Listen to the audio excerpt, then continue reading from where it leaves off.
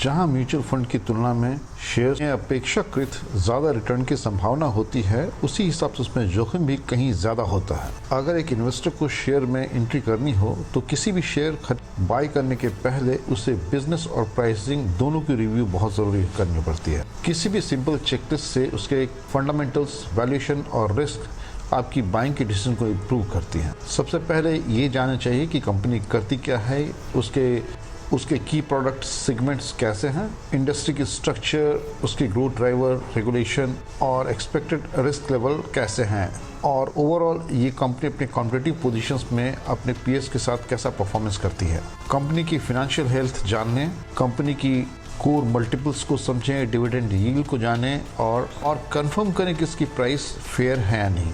Company की price to earning ratio और EPS यानी अर्निंग टू पर शेयर, ये भी जानना बहुत ज़रूरी है।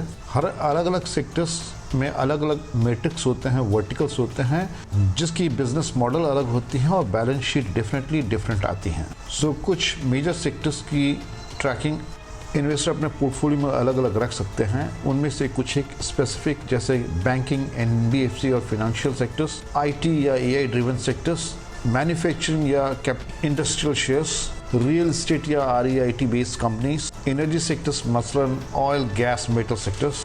सो हर एक इन्वेस्टर को अपने स्पेसिफिक सेक्टर्स में अपने इन्वेस्टमेंट को अलाइन करके हर एक रिस्क लेवल को एनालाइज करके ही इन्वेस्ट करना चाहिए। Thank you.